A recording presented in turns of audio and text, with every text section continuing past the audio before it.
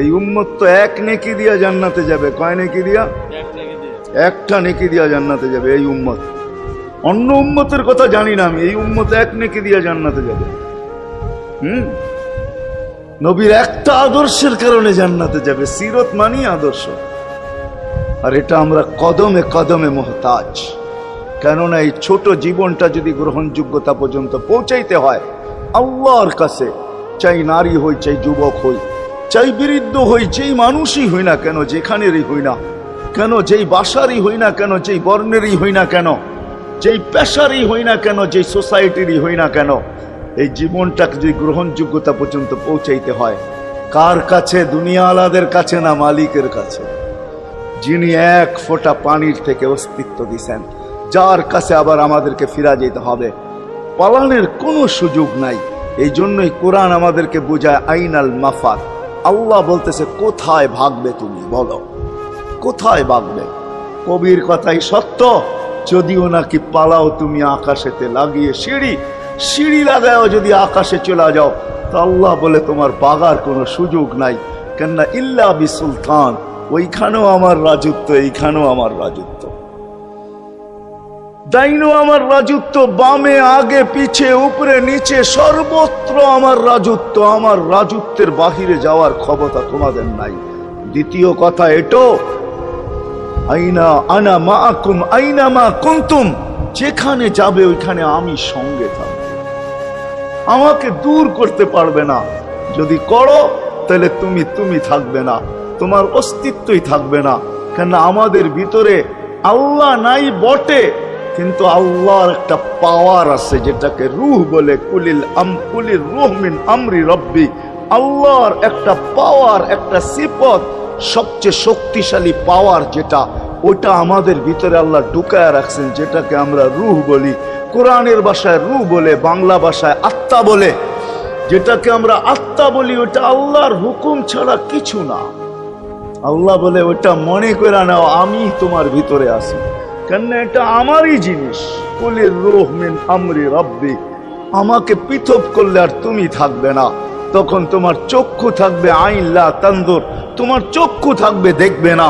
উদুন লা তাসমা, কান থাকবে শুনবে না। লিসান লা তানতিক, জবান থাকবে কিন্তু জিহ্বা থাকবে কিন্তু বলবে না। আকলুন লা তুমাইয়িজ, তোমার মগজ থাকবে ভালো মন্দ বুঝবে না।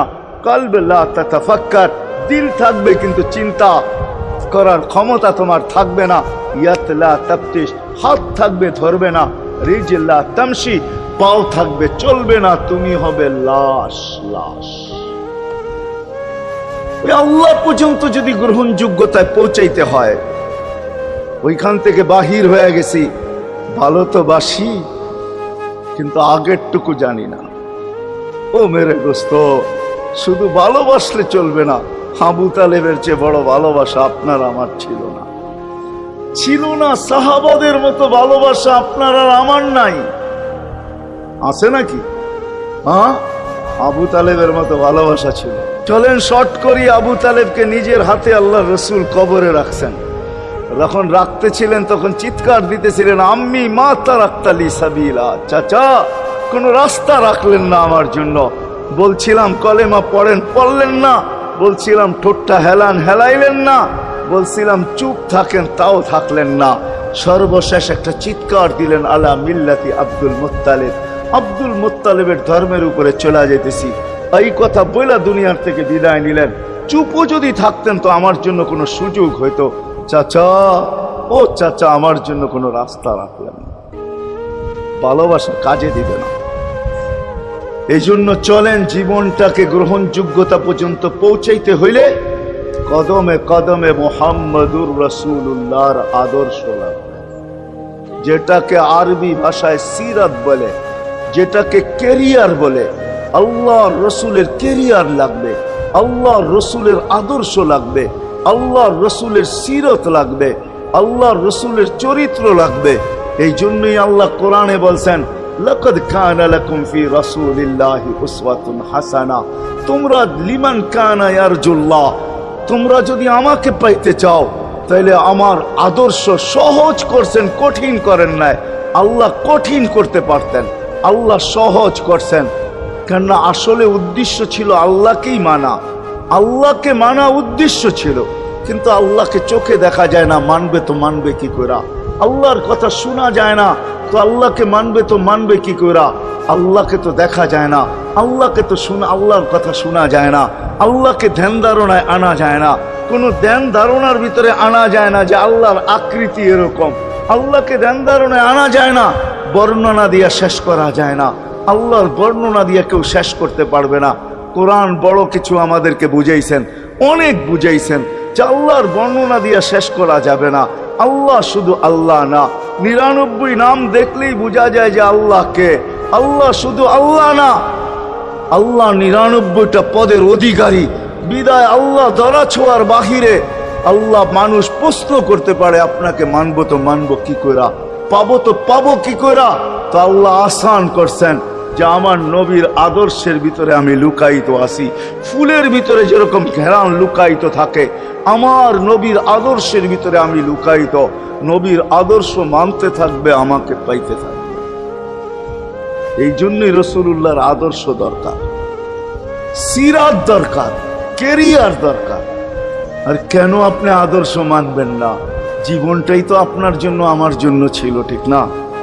চোখের পানি ছিল তো আপনার জন্য, চিৎকার ছিল তো আপনার জন্য, রাত ছিল তো আপনার আমার জন্য, দিন ছিল তো আপনার আমার জন্য।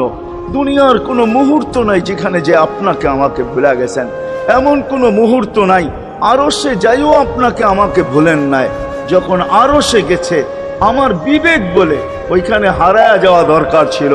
মুসা আলাইহিস সালামকে আল্লাহ আরশ থেকে নিজেকে দেখানোর জন্য তাজাল্লি দিছেন। শুধু তাজাল্লি, আকৃতি না, তাজাল্লি দিছেন। 40 দিন বেহুশ ছিলেন, 40 দিন,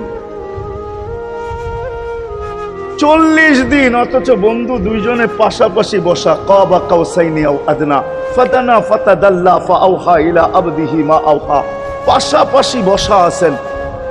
তীর ধনুক থাকলে আপনাদেরকে আমি দেখাইতে পারতাম কতটুকু কাছে হয়েছিল। এরকম কাছে হারায় যাওয়া দরকার ছিল। আল্লাহ যখন জিজ্ঞাসা করছেন কি চাইতে আসছেন, আসআলুকা উম্মতি, এইখানে উম্মত চাবো না তো আর চাবো কি? এই সুযোগ পাবো আর পাবো কখন? এই টেবিলে উম্মত না উঠলে উঠবে কোথায়? এরকম কাছে হব তো হব কখন? এত কাছে পাবো তো পাবো কখন?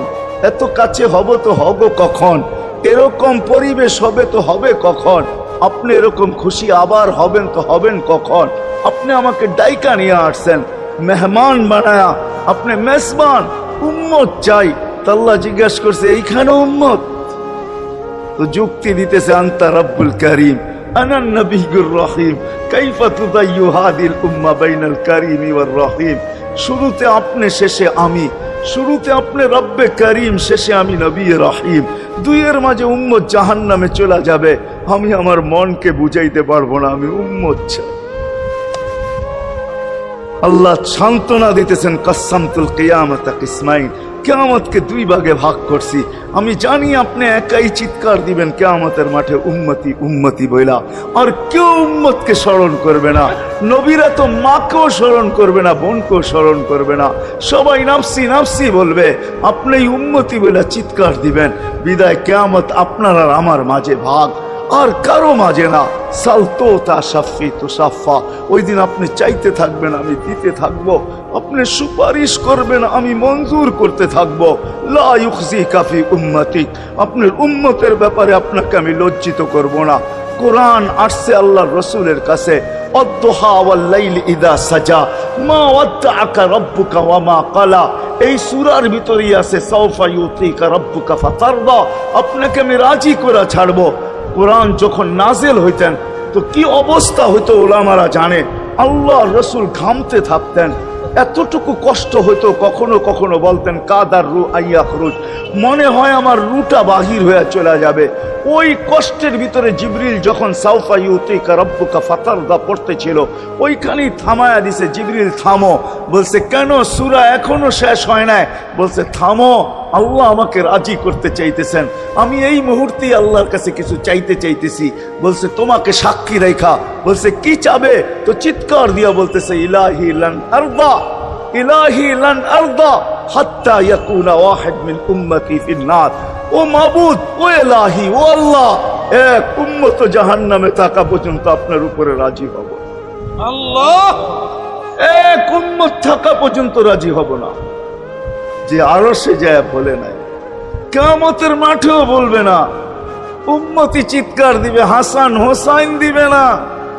হাসান হোসাইন কলিজার টুকরা ছিল, কোন একদিনের কাহিনী। হাসান হোসাইন জিজ্ঞাসা করছে, নানা যান আপনি উত্তম না আমরা উত্তম?